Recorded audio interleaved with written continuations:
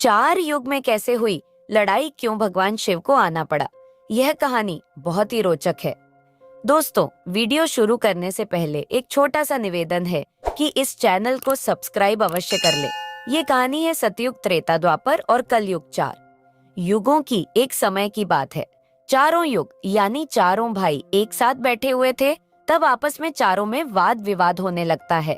सतयुग, त्रेता, द्वापर और कलयुग चारों एक साथ बैठे हुए विवादों में उलझने लगे। सबसे पहले सतयुग कहने लगा कि अरे मूर्ख, तुम सब मुझसे छोटे हो, तुम मेरी बराबरी कैसे करने लगे। जब त्रेता युग ने यह बात सुनी तो कहने लगा कि तुम सबसे बड़े कैसे हो सकते हो, तुम सब में सबसे बड़ा तो मैं हूँ, मैं ही सर्वश्रेष्ठ हूँ, तुम सब सर्वश्रेष्ठ नहीं हो सकते। तब तक द्वापर युग बोल उठा कि तुम सर्वश्रेष्ठ कैसे हो सकते हो, तुम सभी में श्रेष्ठ तो मैं हूँ, तुम्हारा श्रेष्ठ होने का तो प्रश्न ही नहीं उठाता। तब तक कलयुग कहने लगा कि तुम तीनों श्रेष्ठ बने रहो, परंतु हकीकत तो सब जानते ही नहीं, वास्तविकता में श्रेष्ठ तो मैं हूँ। इस तरह से चारों युग आपस में झगड़ने लगे। तब चारों युगों ने कहा कि हम आपस में फैसला नहीं कर सकते कि हम में से कौन सबसे बड़ा है और कौन सर्वश्रेष्ठ है। इसका फैसला तो भगवान भोलेनाथ करेंगे। चलिए वहां चलते हैं। भोलेनाथ ही आदि और अनंत है। चलिए कैलाश पर चलते हैं। महादेव ही हमें बताएंगे कि हम में कौन बड़ा है और कौन छोटा है। इसका निर्णय स्वयं भगवान शंकर करेंगे। इसका निर्णय हम नहीं कर सकते। चारों युग कैलाश पर्वत चले जाते हैं। जब वह कैलाश पर्वत पर पहुंचने हैं तो नंदी जी उन्हें रोक लेते हैं। नंदी जी कहते हैं कि तुम चारों कौन हो और कहाँ जा रहे हो। तो चारों युग कहने लगे कि हे नंदी, हम भगवान शिव से मिलना चाहते हैं, उन्हें हमारी आने की सूचना दीजिए। स्वयं नंदीश्वर महाराज भगवान शिव के पास आए और भगवान शिव से कहने लगे, हे प्रभु, आपसे चारों युग मिलना चाहते हैं। तब भगवान शिव कहते हैं कि हे नंदी, तुम उन्हें सम्मान पूर्वक हमारे समक्ष ले आओ। नंदी जी चारों युगों को लेकर भगवान शिव के पास आते हैं। भगवान शिवा ने चारों को सम्मान सहित अपने दरबार में बैठाया। चारों लोग भगवान शिव को प्रणाम करते हैं। तब भगवान शिव ने चारों युगों से कहा कि आप सभी का हमारे दरबार में, हमारे कैलाश पर स्वागत है। कहो, तुम्हारे आने का क्या कारण है? तुम तो स्वयं ही कालचक्र हो, समय हो, फिर ऐसा क्या कारण है कि तुम्हें हमारे पास आना पड़ा? चारों युग कहते हैं कि है सृष्टि के रचयिता है भगवान शिव। हम चारों में विवाद खड़ा हो गया है और हम उस विवाद का समाधान नहीं कर पा रहे हैं, इसीलिए हम सब आपके पास आए हैं। हे प्रभु, अब आप ही हमारा फैसला करें और न्याय करें और हमें बताएं कि हम चारों में सबसे बड़ा कौन है, हम चारों में सर्वश्रेष्ठ कौन है। भगवान शिव कहते हैं कि इसका फैसला तो तभी होगा जब आप चारों अपना अपना फैसला सुनाएंगे। तब भगवान शिव सतयुग से कहते हैं कि हे सतयुग, तुम बताओ, तुम कैसे बड़े हो? तुम अपने आप को सर्वश्रेष्ठ बताने की कोशिश कर रहे हो, लेकिन वो कैसे, यह मुझे बताओ।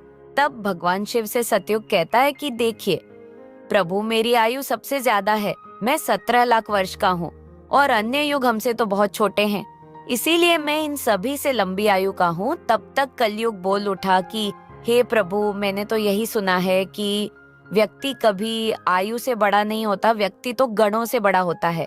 भगवान शिवा ने कलयुग की बातों को माना और सतयुग से कहा कि सतयुग, तुम इस तरह तो बड़े नहीं हो सकते। सतयुग कहने लगा कि हे प्रभु, मेरे युग में जो व्यक्ति हुए वह बड़े ही बलवान हुए, बड़े ही पराक्रमी हुए, वे पृथ्वी को उठा ले जाए, ऐसे पराक्रमी और बलवान थे। और मेरे राज्य में भगवान श्री हरि विष्णु ने कई अवतार लिए। देखिए, प्रभु नरसिंह अवतार मेरे ही काल में हुआ, वराह अवतार मेरे ही काल में हुआ, मत्स्य अवतार मेरे ही शासन काल में हुआ। तब तक त्रेता युग बोल उठा, नहीं प्रभु, श्री हरि विष्णु के अवतार होने से सतयुग बड़े नहीं हो सकते हैं प्रभु। अवतार तो मर्यादा पुरुषोत्तम श्री राम का मेरे कल में भी हुआ था, जिन्होंने संसार को मर्यादा का पाठ सिखाया।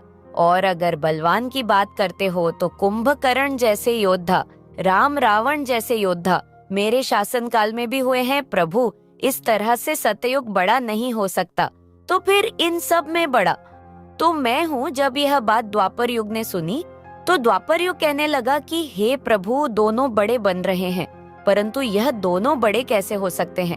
देखिए प्रभु, आप जानते हैं कि जब मेरा शासन काल आया तो मेरे काल में तो भगवान श्री कृष्णा जैसे अवतार पैदा हुए जो कि 16,000 कलाओं से संपूर्ण परब्रह्म परमेश्वर थे, जिन्होंने विराट रूप दिखाए। वैसा विराट रूप तो साक्षात भगवान विष्णु भी नहीं दिखा सकते हैं। भगवान अगर योद्धाओं की बात करते हैं तो मेरे शासन काल में बड़े बड़े योद्धा कर्ण, एकलव्य, गुरु द्रोणाचार्य, जरासंध, भीष्म पितामह, अर्जुन, भीम, युधिष्ठिर, नकुल और सहदेव मेरे ही शासन काल में हुए थे। प्रभु बलराम स्वयं मेरे ही शासन काल में हुए थे। तो बताइए प्रभु की मेरे शासन काल में कौन सा योद्धा इनके योद्धाओं से कम था? हे प्रभु, इन सब में तो मैं बड़ा हूँ। तब तक कलयुग बोल पड़ा। इनके शासन काल में जो भी योद्धा हुए, जो भी अवतार हुए, उनमें कई कमजोरी पाई गई थी, और जिनके शासन काल में कमजोरी वाले मनुष्य हो वो सर्वश्रेष्ठ कैसे हो सकता है? कलयुग कहने लगा कि नहीं भगवान, मेरा शासन काल सबसे अच्छा है। मेरे युग में व्यक्ति के भोग विलास के लिए कई सुविधा हैं, अच्छे अच्छे और नई नई तकनीक से परिपूर्ण। मेरा युग, मेरा शासन काल सभी में सर्वश्रेष्ठ है। जब भगवान शिवा ने चारों युग सतयुग, त्रेता, द्वापर और कलयुग की वाणी सुनी, चारों की बहस सुनी, तो भगवान शिवा अपने मन में विचार करने लगे और सोचने लगे कि इनका फैसला कैसे किया जाए। पास में ही माता पार्वती बैठी थी। माता पार्वती कहती हैं कि हे प्रभु, अगर आप ही इनका फैसला नहीं कर पाए तो फिर इनका फैसला कौन करेगा? फिर तो चारों भाई आपस में ही कट मर जाएंगे। हे महादेव, इसीलिए आप ही इनका फैसला कीजिए। सभी देवता मिलकर भगवान शिव से कहने लगे कि हे भोलेनाथ, आप ही इनका फैसला करें, नहीं तो चारों युग आपस में ही लड़ते रहेंगे। तो फिर क्या होगा? सृष्टि का कालचक्र रुक जाएगा, समय का प्रवाह रुक जाएगा। भोलेनाथ, आप ही कुछ कीजिए। भगवान शिव कहते हैं कि ठीक है, मैं समस्त गणों की बात मानता हूँ, मैं इन चारों युगों का फैसला करूंगा। भगवान शिव ने चारों युगों से कहा कि चलो ठीक है, मैं तुम चारों की परीक्षा लूंगा और जो परीक्षा में सफल हुआ वही सबसे बड़ा होगा। सतयुग बोल उठा कि है भगवान, आप जो चाहे वह परीक्षा ले लीजिए, लेकिन सबसे बड़ा तो मैं ही रहूंगा। कलयुग कहता है, हे प्रभु, हम भी परीक्षा देने के लिए तैयार है, आप तो बस परीक्षा लीजिए। चारों युग परीक्षा देने के लिए तैयार हो जाते हैं। भगवान शिवा ने 100 टन वजन का एक लोहे का परसा लिया और कैलाश पर्वत के नीचे एक तलहटी में रख दिया और उस परसा के पास में ही एक चावल का ढेर लगा दिया। भगवान शिव ने चारों युगों को बुलाया और कहा कि तुम चारों की परीक्षा अभी हो जाएगी। भगवान शिव सतयुग से कहते हैं कि सतयुग, मेरे 500 गण यहाँ भूखे बैठे हैं और इस पर्स में रखे हुए चावल को बनाना है, तो इन चावलों को तुम्हारे युग का व्यक्ति ही बनाएगा और मेरे यहाँ जितने गण हैं वह सब भोजन करेंगे। भगवान शिवा कहते हैं कि हे सतयुग, तुम तुम्हारे युग का व्यक्ति बुलाओ और उसे भोजन बनाने के लिए भेज दो। हम सभी लोग यहाँ खड़े होकर देख रहे हैं। जब भगवान शिव की बात सतयुग ने सुनी तो एक बहुत बड़ा बलवान योद्धा सतयुग ने बुलाया और कहा कि जाओ बेटे, इस परसा में चावल बना और बना करके भगवान शिव के इन सभी गानों को भोजन कराओ। अपने महाराज का आदेश सुनकर के सतयुग का आदमी चला है और वहां आकर के देखा है कि उस परसे का भार 100 टन से ऊपर है, हजारों मन से ऊपर का पर्स है। पर वह तो सतयुग के युग का व्यक्ति था, वह बड़ा ही बलवान था। उसने एक बहुत बड़ी भट्टी, कोड़ी भट्टी खोदने के बाद पेड़ों को तोड़ करके लाया और उसने अग्नि जलाई। अग्नि जलने के बाद परसे को एक हाथ से उठाया और उठा करके भट्टी पर रख दिया और चावल उठाया और परसा में डाल दिया, पानी डाल दिया और चावल बना दिया। जब बहुत विशाल परसा में चावल बन गए तो उस व्यक्ति ने, जो सतयुग का था, समस्त गानों को बैठाया, पत्तल दिया और चावलों से भोजन करा दिया। अपना कार्य पूरा करके वह अपने मलिक सतयुग के पास आया और कहने लगा कि हे प्रभु, मैं जा रहा हूँ, अब मेरा काम हो गया है। भगवान विष्णु और अन्य लोग यह सब देख रहे थे। फिर भगवान शिव त्रेता युग से कहते हैं कि हे त्रेता, तुम अपने युग के व्यक्ति को बुलाओ और यह परसा जो रखा हुआ है इसे मैं अपनी माया से हटा देता हूँ और इसी के समान दूसरा परसा बना देता हूँ। अब तुम अपने युग के व्यक्ति से इस चावल को बनवाओ और मेरे 500 गानों को भजन करवाओ। तो त्रेता युग ने कहा कि ठीक है प्रभु, जैसी आपकी आज्ञा। त्रेता युग ने भी अपना एक महान योद्धा कुंभकर्ण जैसा बलवान प्रकट किया और उसको आदेश दिया कि जो तलहटी में नीचे हजारों टन का परसा रखा हुआ है, इसमें हजारों मन चावल रखा है। उसे बनाना है, पकाना है, और जब चावल पककर तैयार हो जाए तो इन 500 गणों को खाना खिलाना है। त्रेता युग का व्यक्ति भी बड़ा ही बलवान था। वह उस परसे के पास आया, पास में एक भट्टी कोड़ी और उस परसे को दोनों हाथों से उठाकर के भट्टी पर रख दिया और उस भट्टी में आग जला दी। अग्नि जलाकर उसमें चावल डाला, पानी डाला, चावल पक कर तैयार हो गए। त्रेता युग के व्यक्ति ने, जो भगवान शिवा के गण थे, उन सबको खाना खिलाया और भोजन करने के बाद सभी गण वापस कैलाश पर्वत पे आ गए। भगवान शिव ने फिर अपनी शक्ति से उस परसे को हटा दिया। अब भगवान शिव द्वापर युग से कहते हैं कि द्वापर, ये दोनों युग अपनी अपनी परीक्षा दे चुके हैं, अब तुम्हारी बारी है। देखिए, इतना ही बड़ा परसा उस तलहटी में दिखाई दे रहा है और हजारों मन चावल रखे हुए हैं और तुम्हें मेरे 1500 गानों को भोजन कराना है। द्वापर कहने लगा कि ठीक है प्रभु, आपकी जैसी इच्छा मैं पूरा प्रयत्न करूंगा कि मेरे युग का जो व्यक्ति है आपके सभी गानों को खाना बनाकर खिला सकें। वहाँ पर द्वापर युग ने भी एक भीम जैसे अवतार वाला बड़ा ही ताकतवर बलवान व्यक्ति को बुलाकर खड़ा कर दिया और उसे कहा कि जाइए, देखिए तलहटी में प्रसाद रखा हुआ है, वहाँ रखे परसे में उस चावल को बनाना है और बनाकर इन सभी गानों को भोजन कराना है। वह व्यक्ति कहता है कि ठीक है प्रभु, जैसी आपकी आज्ञा। द्वापर युग का व्यक्ति चला जाता है। वह देखता है कि परसा आकार में बड़ा है, उसे उठाने में ताकत लगानी पड़ेगी। उसने भट्टी कोड़ी और लड़कियों की व्यवस्था की और उस परसे को दोनों हाथों से उठाया, क्योंकि उसे सतयुग और त्रेता युग के व्यक्ति आराम से उठा सकते थे, लेकिन उसे बहुत ताकत लगानी पड़ी। पूरी ताकत लगाकर उसने उस परसे को उठाया और उठा करके जैसे तैसे खींचकर नीचे अग्नि जलाई और उसमें चावल डाल दिए। और जब चावल पक गए तो भगवान शिव के उन सभी गानों को भोजन कराया। भोजन कराने के बाद वह द्वापर युग का व्यक्ति अपने मलिक के पास आता है और कहता है कि प्रभु, मैंने अपना कम कर दिया। वहाँ पर द्वापर युग उससे बहुत खुश हुआ और कहा, शाबाश, अब तुम जा सकते हो। अब भगवान शिव कहते हैं कि हे कलयुग, अब तुम्हारी बारी है। जो परसा तुम देख रहे हो उसका वजन कम नहीं होगा, उसका वजन उतना ही रहेगा, हजारों टन। लेकिन जब तुम्हें परीक्षा देनी है तो तुम मानने को तैयार नहीं थे कि तुम सबसे छोटे हो और तुम्हारे आदमी की आयु भी मंत्र 100 वर्ष है, जबकि अन्य लोगों की आयु बहुत अधिक होती है। सतयुग के मनुष्य की आयु 1,00,000 वर्ष होती थी, त्रेता युग में 10,000 वर्ष होती थी और द्वापर युग में 1,000 वर्ष होती थी। और एक कलयुग तुम्हारे शासन में मात्र 100 वर्षीय और तुम्हारा आदमी भी छोटा है। जब भगवान शिवा की बातें कलयुग ने सुनी तो कलयुग कहता है कि प्रभु, ठीक है, मैं आपकी बात मानता हूँ, लेकिन पहले ही आप मुझे इस तरीके से हताश मत कीजिए। प्रभु, आप तो एक न्याय करते हैं, सबको मौका दिया जा रहा है, हम भी परीक्षा देकर देखेंगे, यदि हमसे नहीं हो पाया तब जाकर हम मानेंगे। भगवान शिव कहते हैं ठीक है, तुम अपना आदमी बुला लो।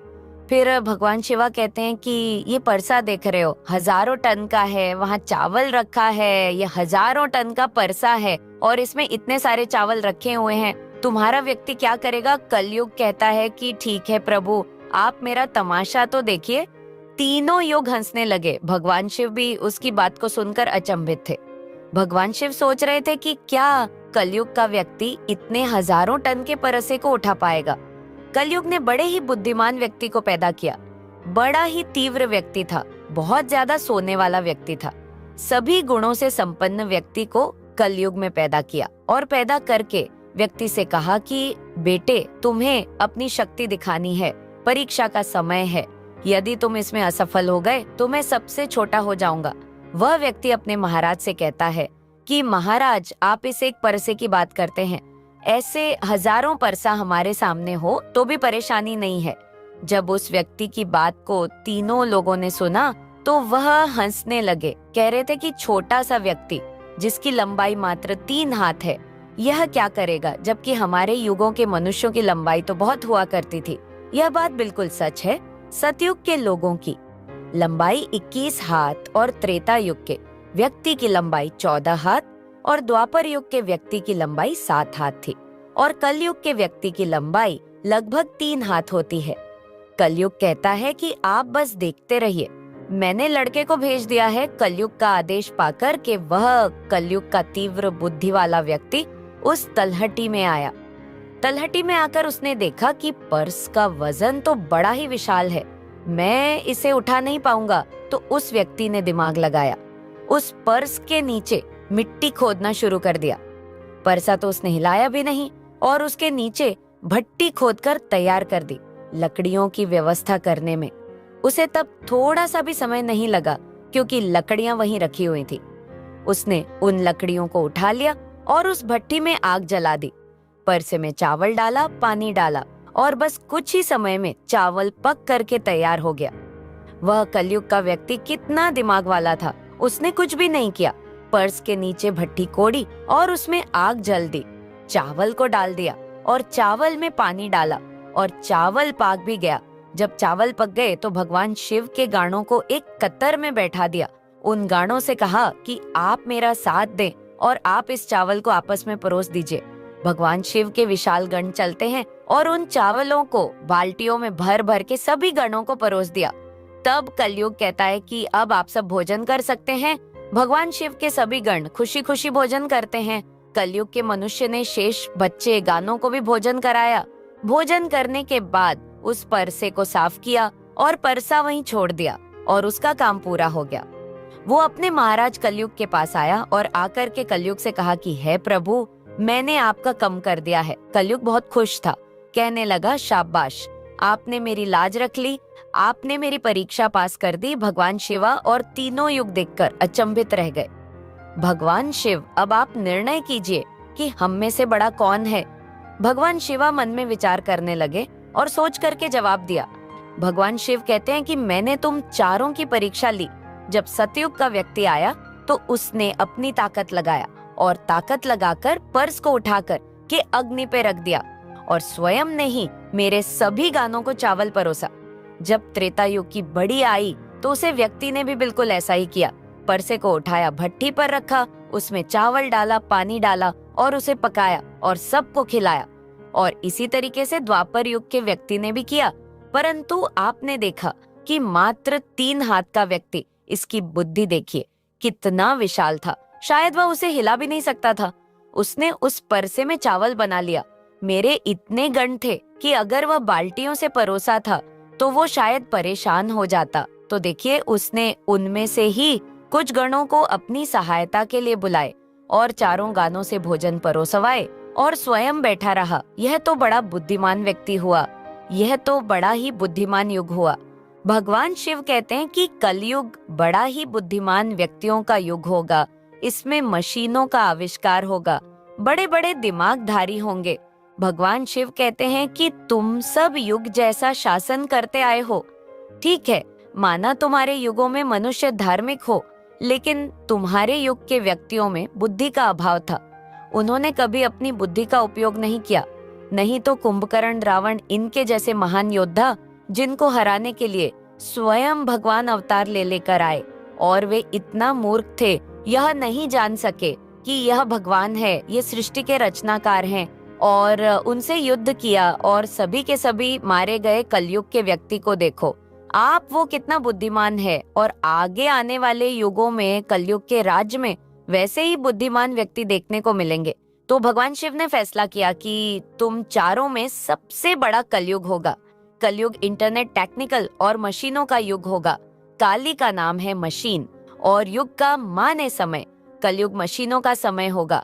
इस समय बड़ी बड़ी मशीनों का आविष्कार होगा, जो कि सतयुग, त्रेता युग और द्वापर युग में नहीं हो पाएगा।